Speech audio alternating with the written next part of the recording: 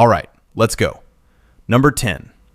In 2000, geneticist Spencer Wells, working with Stanford University, published research that would become the foundation of the Genographic Project, a systematic effort to trace migration history through Y chromosome and mitochondrial DNA analysis.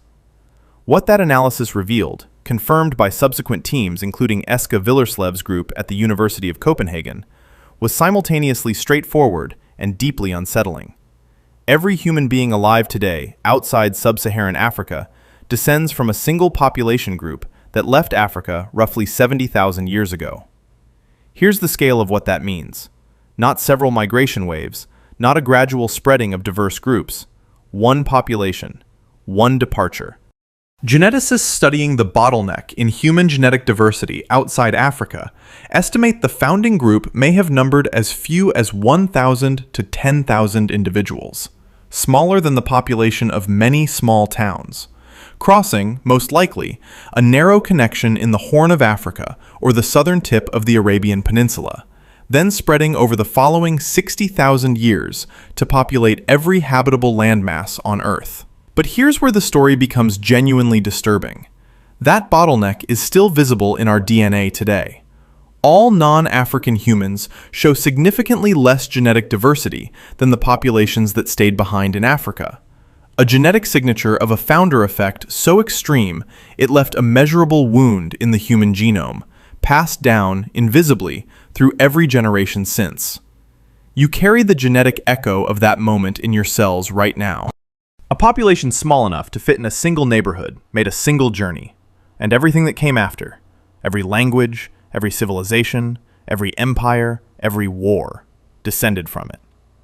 What's left is a genetic scar, still readable in saliva samples, still being mapped by population geneticists who keep finding, in every new ancient genome they sequence, the same unmistakable signature of a species that came within a whisker of never leaving Africa at all. Number 9. In 2017, archaeologists working at the Majid Bibi rock shelter in Australia's Northern Territory, led by researcher Chris Clarkson of the University of Queensland, published revised dating of stone tools and ochre found at the site, pushing the confirmed human presence in Australia back to at least 65,000 years before present, making it the oldest confirmed date for human habitation outside of Africa and the Near East. Here's the scale of what reaching Australia actually required. Even at the lowest sea levels of the last ice age, crossing from Southeast Asia to the Australian continent required navigating a minimum of 90 kilometers of open ocean, out of sight of land for significant portions of the crossing. There was no land bridge, no gradual island hopping with land always visible on the horizon.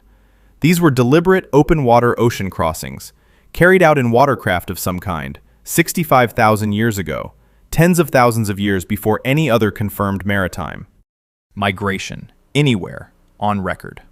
But here's where the story becomes genuinely chilling. We have no idea what those boats looked like. We have no direct evidence of the vessels that carried the founding population of Australia across 90-plus kilometers of open water. Because wood, reeds, and organic boat-building materials don't survive 65,000 years in the archaeological record. We know the crossing happened because the people who made it left descendants who are still there. We know it required seagoing technology because the physics of ocean crossing demand it. And we have nothing else. No tools, no fragments, no artistic depictions of the vessels that carried humanity's first confirmed ocean voyage. What's left is the oldest continuous culture on Earth, whose ancestors made a journey we can prove happened, but cannot explain how, in boats that left no trace, across water that is closed back over every possible evidence of the crossing, as completely as if it never occurred. Number 8. In 1997, linguist Robert Blust, building on decades of comparative linguistic analysis, published a comprehensive framework for tracing the Austronesian language family, a group now recognized as the most geographically widespread language family in human history, stretching from Madagascar off the eastern coast of Africa to Hawaii in the Central Pacific, from Taiwan in the north to New Zealand in the south, encompassing a maritime territory covering roughly a third of the Earth's surface. Here's the scale of what that expansion represents.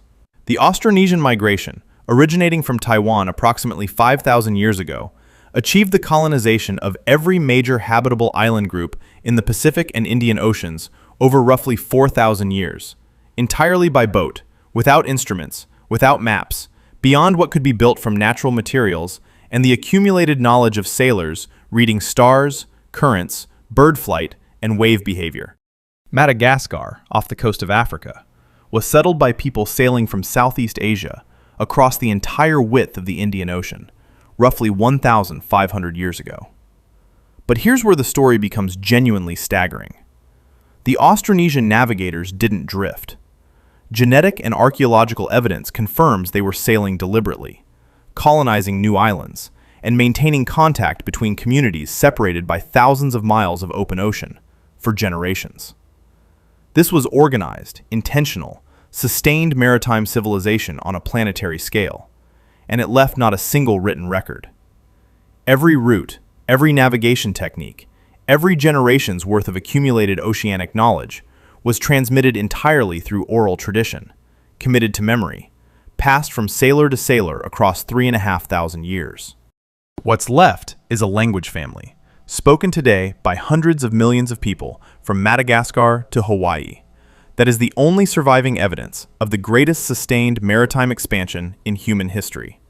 And the navigational knowledge that made it possible exists today only in fragments, in cultures disrupted by colonization before their methods could be systematically recorded. Number 7.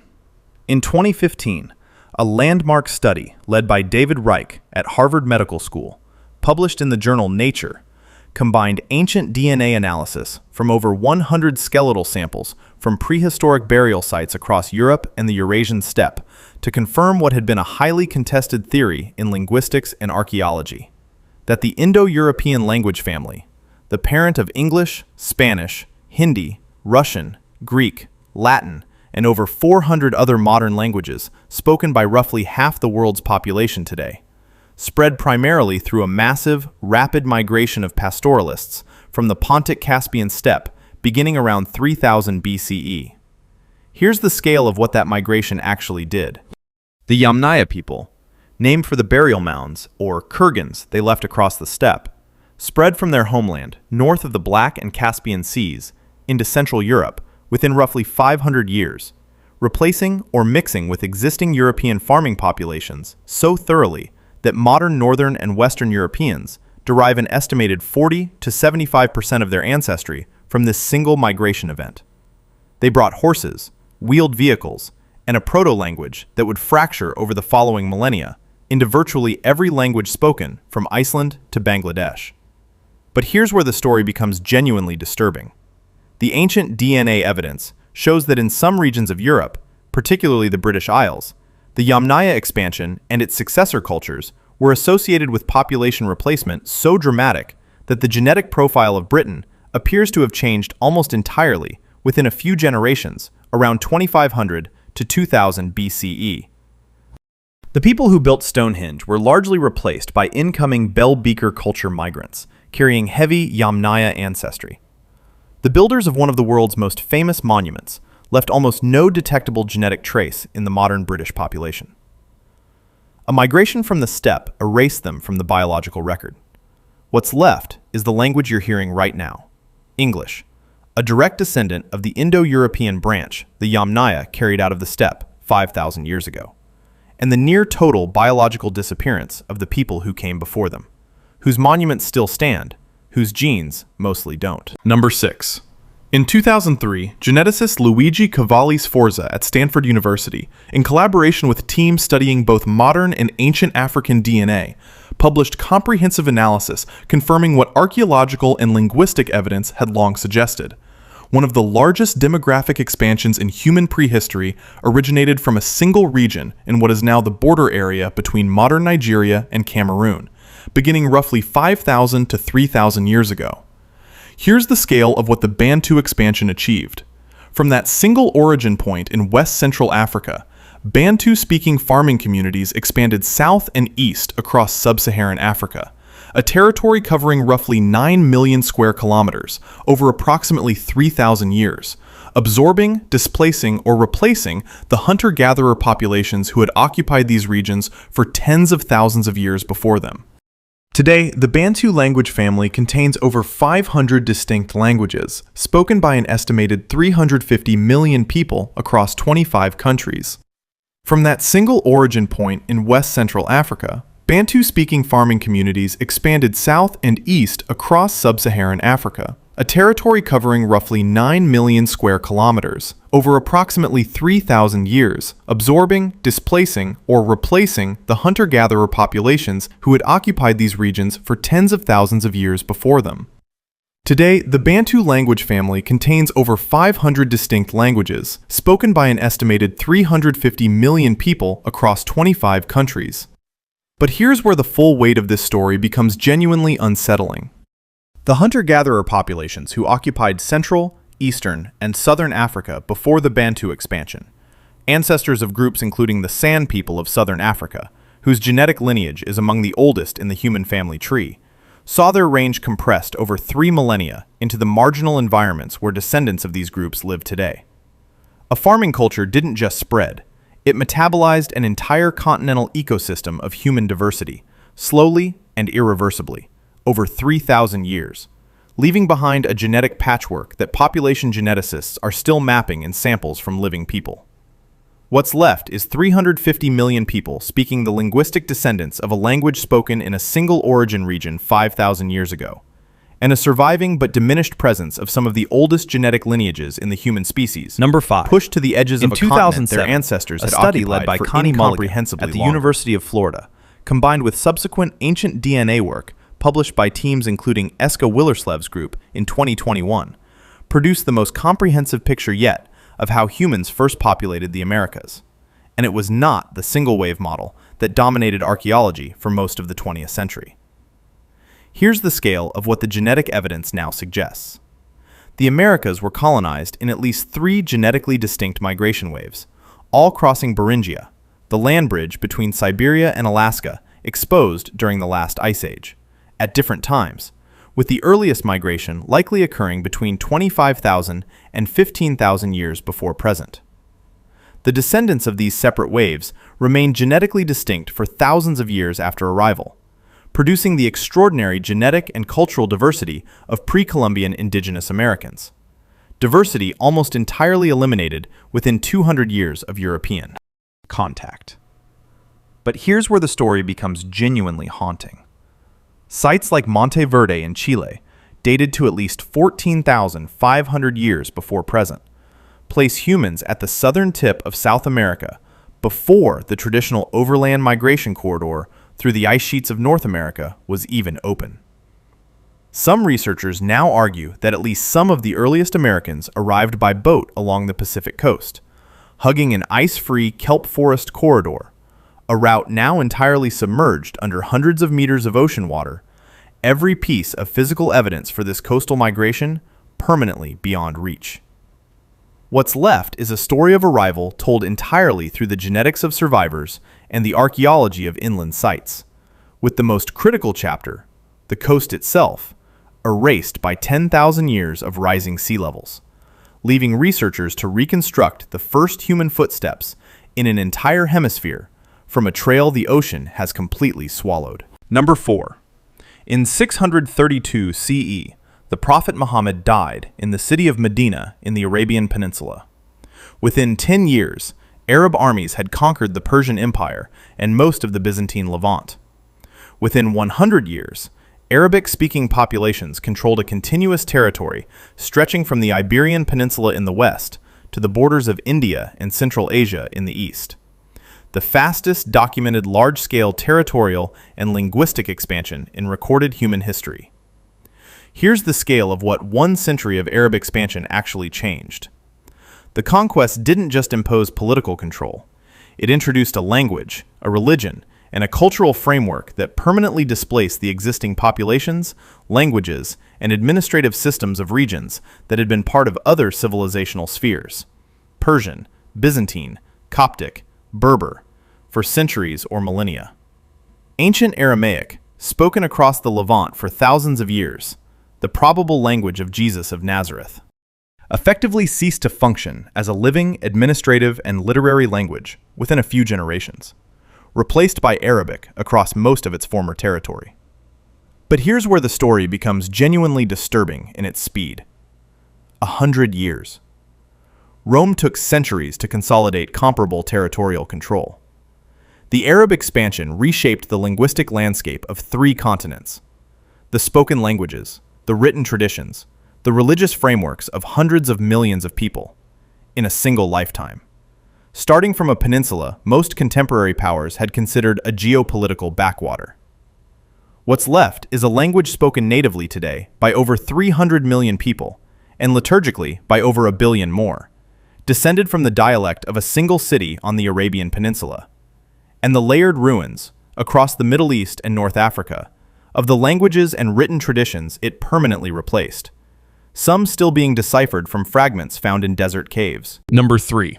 In 2013, geneticist Eske Willerslev at the University of Copenhagen published ancient DNA analysis from skeletal remains recovered from burial sites across Scandinavia, the British Isles, Russia, and the North Atlantic that quantified something previously known only through historical record and place name analysis.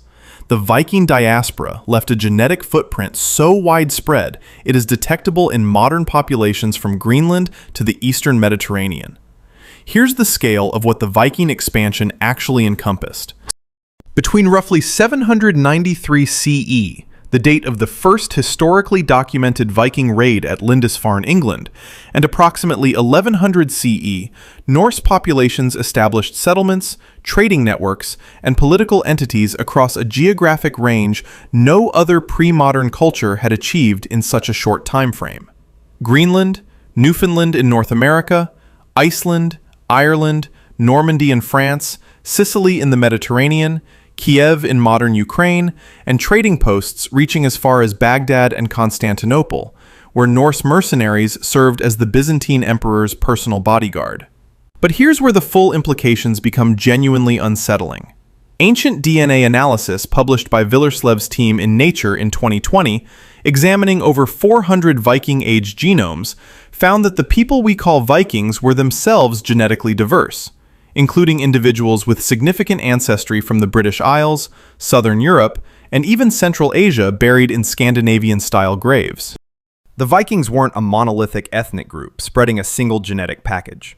They were a cultural and economic phenomenon that absorbed, integrated, and transported genetic material from an enormous geographic range, creating a web of biological connection across the Northern Hemisphere that modern DNA testing continues to quietly reveal in people who have no idea it's there.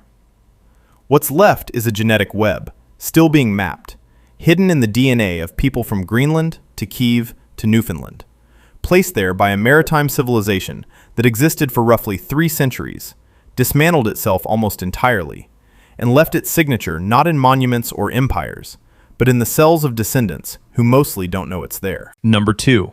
In 1947, Norwegian explorer Thor Heyerdahl sailed a balsa wood raft called Kon-Tiki from the coast of Peru to Polynesia, arguing that Polynesia had been settled from South America. He was wrong about the direction of settlement. The genetic and linguistic evidence overwhelmingly confirms an Asian origin. But he was right about one thing. The ocean between island groups was crossable, and the Polynesians proved it in a way that remains almost impossible to fully comprehend.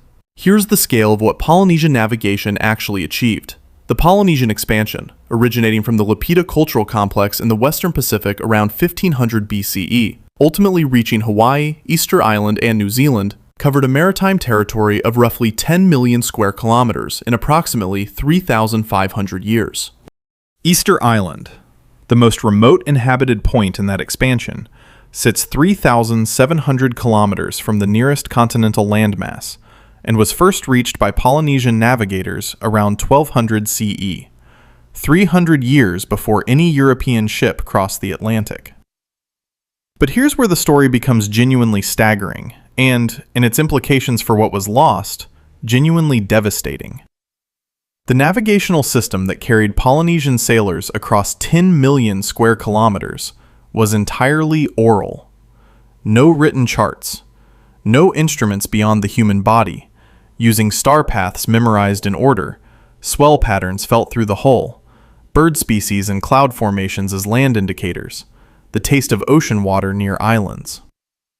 Pacific navigator Mao Piailug, one of the last carriers of this tradition, died in 2010. The transfer of this knowledge to a new generation, through organizations like the Polynesian Voyaging Society, is ongoing. But the tradition came within a generation of extinction.